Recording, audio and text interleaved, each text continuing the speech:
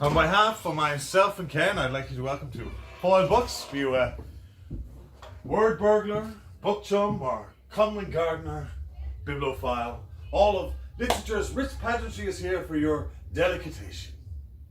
Consider this. The walls out there may be 400 years old, but that is a mere spit in the ocean of time, I say. For the walls in here, in this fine book establishment, why, they groan and heave under time memorial itself. Look over there. Do you see? The Big Bang has just exploded right up here on this shelf here. You hear? The weeping? For that is Alexander the Great. And he's up there, and he's lamenting the sad lament he has no more countries to conquer. If you'd like to move slightly to your left there, Arlene, you are restricting our view of the rise and the fall of the Roman Empire. I'm so sorry. Yes. All the greats are here, aren't they? They are. We have Shakespeare, we have Shaw, we have Heaney, we have Duggan. Which brings me to my own humble efforts. For those of you who do not know, my name is Sebastian Melmoth. I am the undisputed champion novelist of the Northwest. My genre is crime and horror. And I'm here tonight, like we're all here tonight, so you can watch me read from my latest novel, The Gael Gore.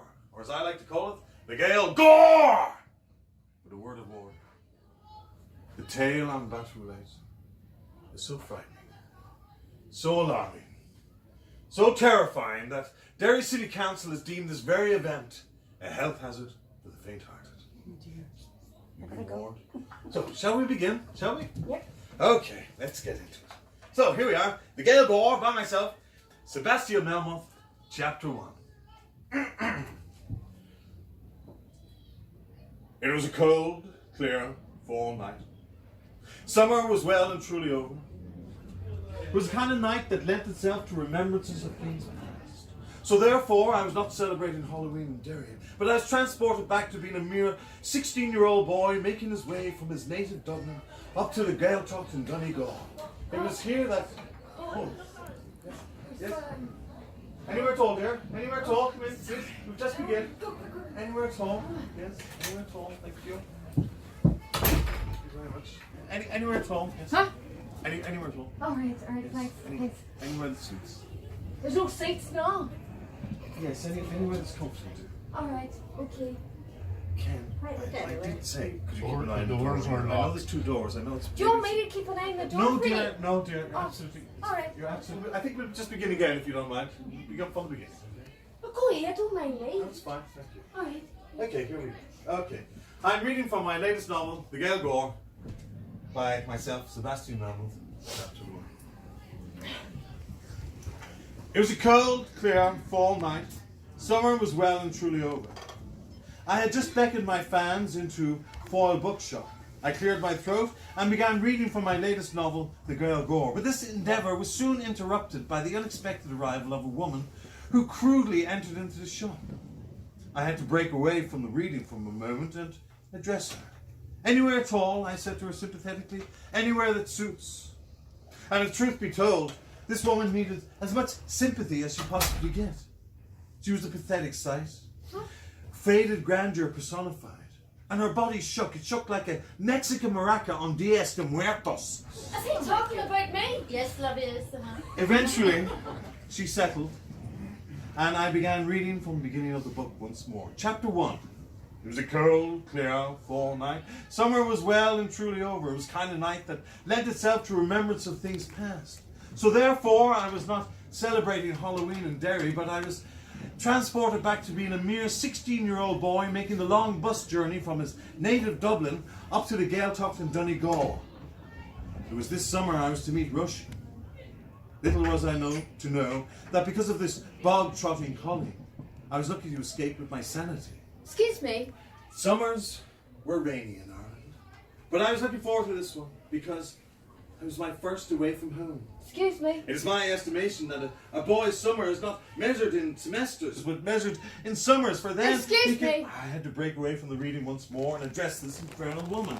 Yes, and can I help you? Did you write that book yourself?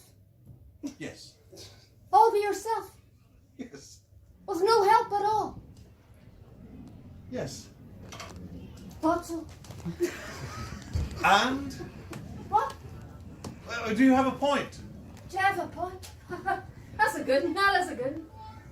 I'll continue with the reading if you don't mind. That's a good Sorry. do you have a point. Okay, chapter 2. I first set eyes on the fair Roisin in the Letterkenny bus station. She was a raven-haired beauty and as fragrant as her name. Do you have a point, huh? Have we met? You really don't remember me, do you? What is your name? That's my name. That's another good one. Well, what is it? That's a, is it?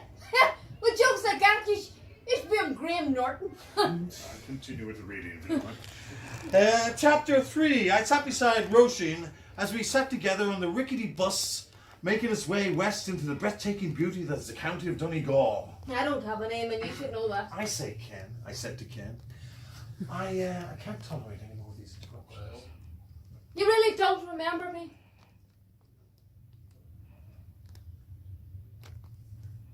Listowel Book Festival. We had a brief flirtation in the Listowel Book Festival in 1998. Yes, I was promoting my autobiography, Blood Sacrifice, A Life in Retail. And I signed a book for you, yes, and one thing led to another, and now you arrive here like some mad banshee because I can't remember the specifics of that brief dalliance. I get that a lot, Ken, don't I? Heavy reading, something like Maybe this will jog your memory. Any idea how this happened? No, I don't. No. He did this to me. Ridiculous. That man up there, Sebastian Melmoth, did this to me. No, I didn't. I've never harmed another human being in my life, have I? Bashed me over the head, left me in a coma.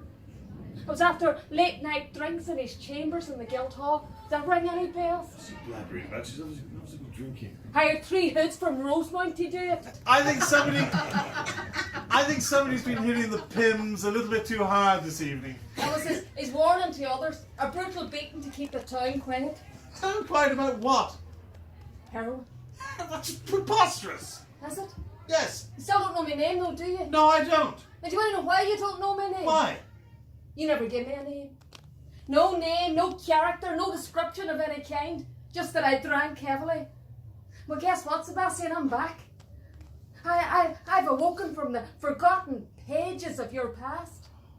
Are you finished? You got that off your chest? Well, I think we should continue with the reading, I think. Chapter 5. It was the end of the first week of school when the screams were heard. A body was found on the bog. We ran towards the screams, towards the decapitated corpse of Micheline Dan as he sat upright in his tractor. The strange thing was that the farmer's head was replaced with that of one of his pigs. The locals were terrified. Very terrified. And then They there was hadn't the seen a time sight. they had me thrown in the electric chair. Seen a sight like this since the famine times. I looked over to Roisin, and she was laughing at the whole scene wildly. In Alabama, pulled the handle and I fried. Slowly, painfully, put more words to my death and to my life. Please be quiet, I muttered. And then there was a time they had me thrown to Siberian wolves. And then more forcefully, please be quiet. Oh, you like them quiet, don't you? Your women characters. You like them dead quiet. That Roisin in that book of yours, does she ever get to speak? Of course she does. When? Well, in the opening chapters, she has some excellent expositional dialogue about how her family were kicked off the land during famine times, foreshadowing her eventual revenge on the local populace, and then... What? Well, then she develops a very severe case of laryngitis. Laryngitis. Unbelievable. Pathetic. I say, Ken, if you don't get rid of this woman, I'm going to have to get rid of myself. Oh, you wish? You wish you could get rid of me? You struggle and struggle, but you come back to me every time. Every year, every book you write, I'm there. Exactly, who are you? Well, I'm not anything you've ever written. I'm not something you've created. In fact, Sebastian, it is I who's created you. For I am none other than Chlamydia Ford. Chlamydia Ford? Knock, knock. Who's that? I never heard of you. Well, of course you haven't. How could you? My name's Chlamydia Ford. I am the leading woke feminist novelist of the Northwest. The truth of the matter is, Sebastian, it is I who's written you. That's ridiculous. In my book, called The Gael Gore. I'm a character in your book. You only exist in here. That's utterly ridiculous. Tell me, Sebastian, where are you from? I am from Dublin City. Pacifically, what part? Well, I don't know. What age are you? Middle age. Pacifically? I'm not sure. What's your middle name? It escapes me. What shoe size do you wear? Okay, what are you trying to prove here? You don't know those details because I haven't written them. What I have written is a bloated male chauvinist oath past his sell-by date, as thinly sketched as the female characters he writes. You see, the women in Sebastian's books don't fare very well. Half the time he doesn't bother giving them names, and when he struggles with them, he abandons them mid-chapter or has them beaten or violently killed. That Roisin in the Gael Gore, does she need a sticky end? Well, yes, the zombie banshees get to her. It was either her or the Irish language, you know. But it has to stop, Sebastian. You and your male chauvinist conceits are over. This is where you get written out. What is she going to do? Hashtag me to death? Sebastian, something better than that. You see, Sebastian, I'm here tonight to read the final chapter. Your final chapter. From my book, The Gael Gore by Chlamydia Ford. That's my book, and this is my book reading. Chapter 1. It was a cold, clear fall night. Summer was well and truly over. Earlier that evening, I'd stood in front of the mirror, wondering which one of Sebastian's cliched characters I should be for the book reading later. What's going on here? Should I go as the trophy wife? The hooker with the heart of gold, the spicy Latino, the crazy cat lady, the gold digger, the black widow. No, I thought. I'd go as the mayor's nameless alcoholic mistress from his pathetic potboiler. Who's that knocking on my door? Well, that book got some of my best mediocre reviews. I left the flat and walked into Derry. Within minutes I was outside Boy Bookshop. I looked in the window and there he was, posing and prancing about the place like the third-rate talent that he was. I waited for him to begin and then I entered. Anywhere told you, anywhere that suits, he said in that pompous way of his. But Sebastian muttered. Sebastian was lost. He was out of his depth. He hadn't a clue. Even in the shallow end of the intellectual pool, he would need water wings. But the truth was slowly dawning. I'm a character in your book. It's time to put the dope out of his misery, Now see here. he said defensively. I've a good mind. To grab you by the scruff of the neck. And have Ken throw you out of here. And then he moved towards Chlamydia Ford aggressively and then stopped. Why have I stopped? Sebastian asked. Because, Sebastian, that's what's written. Well, just cut that bit out. Well, who are you to tell me how to edit my books? I'll continue. Sebastian moved back. Chlamydia Ford made her way to the book display. She opened the book to show Sebastian the means of his imminent death. Large, sharp blades appeared. Blades that would pierce and cut through Sebastian's flesh. Sebastian gasped. And then he pleaded. Please, please, not like that, please. You live by the word, you die by the word. I'll change. I'll give my Roman characters names. I'll give them jobs. I'll even teach them how to drive on a Sunday. Too late, Chlamydia Ford said. Sebastian swung round violently, because that's what was written, and made his way into his own book, like the spineless character that he was. Please, no, please. For crimes against women characters, I sentence you to death. Please, no.